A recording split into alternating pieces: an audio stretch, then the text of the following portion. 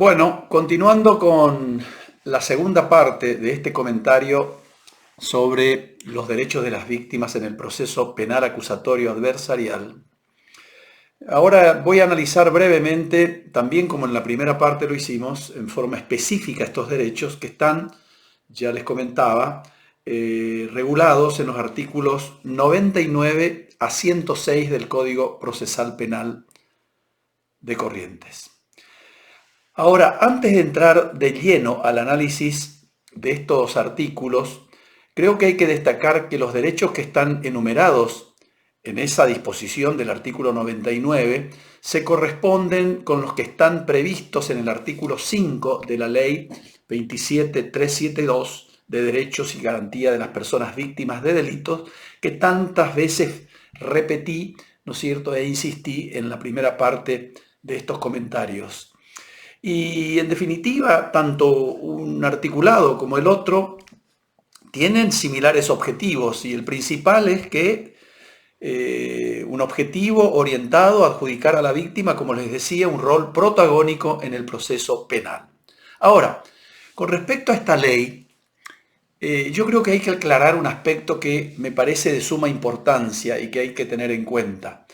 Porque algunos por ahí pueden creer que esta ley no es aplicable en la provincia de Corrientes, pese a ser una ley nacional.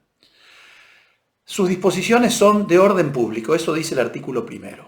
O sea, un conjunto de normas que, tal como lo dijo la Corte Suprema en repetidas oportunidades, estatuyen principios de orden superior que se vinculan íntimamente con la existencia y conservación de la organización social, limitadora de la autonomía de la voluntad. O sea, es un conjunto de normas que contienen valoraciones y principios fundamentales de la sociedad que no pueden ser alterados, modificados ni dejados de lado por la voluntad individual ni por las leyes extranjeras.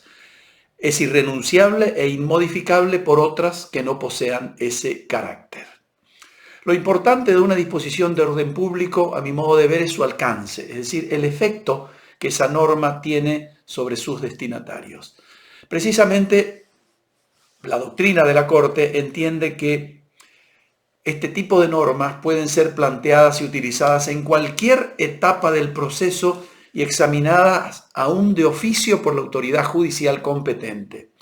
En tales condiciones, dice la Corte, no corresponde formular reparo alguno acerca de la oportunidad de su aplicación. El legislador, al disponer que la ley es de orden público, la ha definido como contenedora de un conjunto de principios, como les decía, de orden superior, estrechamente vinculados a la existencia y conservación de la organización social establecida y, les insisto, limitadora, y esto es fundamental, de la autonomía de la voluntad. El artículo 37 de esta ley establece, fíjense ustedes, una invitación a las provincias para readecuar la legislación procesal a los efectos de garantizar en sus jurisdicciones los derechos de las víctimas que se reconocen en esta ley. Esta readecuación, a mi modo de ver, es precisamente lo que ha hecho el legislador local de Corrientes con la sanción de la Ley 6518, estableciendo en el artículo 99, que es la sanción del Código Procesal Penal, los derechos de las víctimas en los mismos términos de la legislación nacional. Ahora, sin perjuicio de esto, y haciendo la salvedad de las reformas que en esta legislación se orientan exclusivamente hacia el orden jurídico nacional, el resto de su normativa es aplicable en la provincia aún frente a la inexistencia de una ley de adhesión. Veamos entonces qué dice, dicho esto, este artículo 99. Dice que la víctima tendrá los siguientes derechos. Y vamos a leer cada uno de ellos y lo vamos a analizar brevemente. Primero, a que se le reciba de inmediato la denuncia del delito que la afecta. Como ustedes saben, la denuncia es simplemente la puesta en conocimiento de la autoridad, ante la autoridad que corresponda, la comisión de un delito de acción pública. Eso es lo que dice el artículo 272 y los que siguen del Código. Es un derecho facultad de cualquier ciudadano y la autoridad tiene la obligación de recibirla. Fíjense ustedes el artículo 77.a o inciso A de nuestro código. La recepción de la denuncia no es solamente un acto formal de la autoridad, y allí se termina la cuestión, sino que además del deber de recepción, de recibir la denuncia, tiene la obligación, según se establece en el artículo 7 de la Ley Nacional de que hablábamos recién, de asesorar a la víctima acerca de los derechos que le asisten y de los medios con que cuenta para hacerlos valer. Informarle los nombres del juez, del fiscal que intervienen en el caso, la ubicación de sus despachos, la ubicación del centro de asistencia a la víctima más cercano y trasladarla hasta allí si la víctima no tiene medios económicos disponibles para hacerlo, etc. Dicho de otro modo, en definitiva, lo que este artículo regula es el derecho a la información que la víctima tiene desde el momento mismo en que toma intervención en el proceso penal. Vean ustedes el texto del artículo 101 del Código y convendrán conmigo en esta conclusión. Y por último, los artículos 12 y 275 del Código establecen que la denuncia puede ser presentada ante el fiscal o ante la policía. El segundo derecho de las víctimas, a recibir un trato digno y respetuoso y a que sean mínimas las molestias derivadas del procedimiento. La víctima, al igual que el imputado y su abogado defensor, tienen derecho a un tratamiento respetuoso, esto es obvio, conforme a las mínimas reglas de educación y consideración que se deben las personas entre sí, debiendo ser atendida cortésmente de forma inmediata por las autoridades que correspondan en todo acto del proceso respecto del cual pretenda tener alguna información. El personal y los funcionarios del Poder Judicial deben garantizar a las víctimas de delitos un trato humano y digno, evitando cualquier medida o conducta desconsiderada que pudiera implicar un obstáculo para el ejercicio de sus derechos. Este principio, como muchos otros de lo que se regulan en forma expresa en este código, seguramente les hará pensar a ustedes que constituye una repetición de algo obvio, ¿no? De algo evidente que no admite discusión. Pero también hay que recordar que por la experiencia, en muchas ocasiones, hemos visto que cómo se ha puesto al descubierto el maltrato recibido por las víctimas, especialmente en ciertos delitos específicos, como los delitos sexuales y la condición económica de la víctima, ¿no? En las oficinas judiciales y policiales.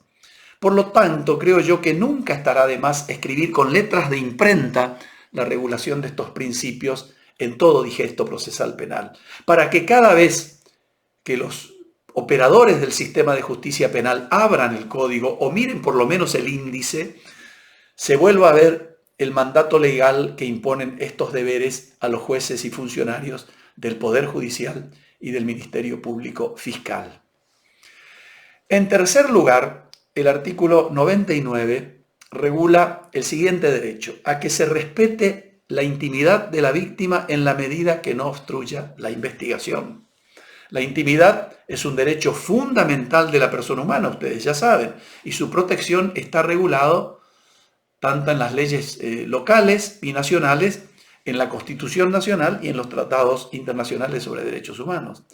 La tutela de la intimidad de la víctima en los procesos judiciales implica, asimismo, garantizarle la confidencialidad de las actuaciones. Esto es, el resguardo de elementos de prueba que tienen referencia o vinculación con su vida privada, íntima y familiar. Eso está previsto en forma expresa en el artículo 13 del Código nuestro. En cuarto lugar, el siguiente derecho: a requerir medidas de protección para su seguridad, la de sus parientes y la de los testigos que declaren en su interés a través de los órganos competentes. Especialmente, este derecho se puede manifestar por lo general en los delitos graves, es decir, delitos contra la vida, sexuales, delitos de género, etc., ¿no? Y en estos delitos suele ocurrir que la víctima y sus familiares sufran amenazas y represalias de diferente entidad por distintos medios, en forma personal, por vía telefónica u otros medios electrónicos, que ponen realmente en peligro su seguridad y la de sus allegados más próximos. Y fíjense ustedes que no es solamente con las víctimas que ocurre esto, también ocurre con los imputados y con los familiares de los imputados. Por ejemplo, por un homicidio, una violación, que padezcan estos ataques. Y lo mismo puede decirse de testigos que conocen el hecho que se está investigando, el hecho criminal que se está investigando, y deben comparecer a prestar su testimonio. Vean ustedes el artículo 102, lo que dice su texto. En estos casos, particularmente de víctimas que deben declarar como testigo, o bien de terceros que conocen el hecho y corre peligro su seguridad, se puede recurrir a alguna de las medidas que están establecidas en el artículo 186, que regula un régimen especial de protección de testigos, reserva de identidad y el ocultamiento o reserva del domicilio. Vean el comentario que se hace, o el artículo que se hace, el texto que tiene el artículo 328. En caso de testigos víctimas que han quedado afectados psicológicamente por el delito o son personas en situación de vulnerabilidad, se deberán adoptar las medidas necesarias de protección y auxilio en los términos que se establecen, lean esos artículos 192 y 193 del Código, y el artículo 6 y los que siguen de la Ley 27.372 que tantas veces he repetido, ¿no?, en este comentario. Claro está que es el Estado provincial el que deberá implementar todas las medidas necesarias para garantizar este derecho a las víctimas de delitos, creando los instrumentos suficientes y haciendo las inversiones necesarias para el logro de tal finalidad. En la etapa también de ejecución de la pena, el juez podrá imponer medidas de seguridad, digamos, en favor de las víctimas, en situaciones de probable peligros para la integridad física o la vida de ellas. Y esas medidas, esa posibilidad está regulada en el artículo 458. En quinto lugar, el siguiente derecho, a ser asistida en forma especializada con el objeto de propender a su recuperación física, psíquica y social durante el tiempo que indiquen los profesionales intervinientes. Este derecho está también regulado en el artículo 6 de la Ley de 27.372 y se, equipara con lo que dice el artículo 100 del Código, que pueden leerlo para verificar lo que acabo de señalar. Este artículo 6 de la Ley Nacional establece que cuando la víctima presente situaciones de vulnerabilidad, entre otras causas, en razón de su edad, género, preferencia, orientación sexual, etnia, condición de discapacidad o cualquier otra análoga, las autoridades deberán dispensarles esa atención especializada. ¿Cuándo existiría una situación de especial vulnerabilidad para la ley?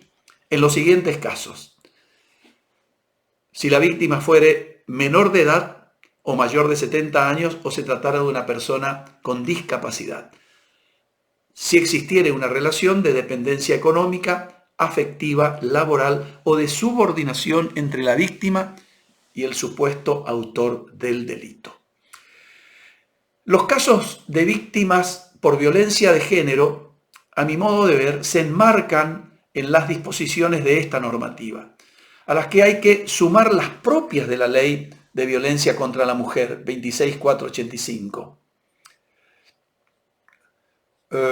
Cuando con esta ley se propende, entre otros objetivos, a la eliminación de la discriminación entre mujeres y varones en todos los órdenes de la vida, a garantizar el derecho de las mujeres a vivir una vida sin violencia, el acceso a la justicia y a la asistencia integral.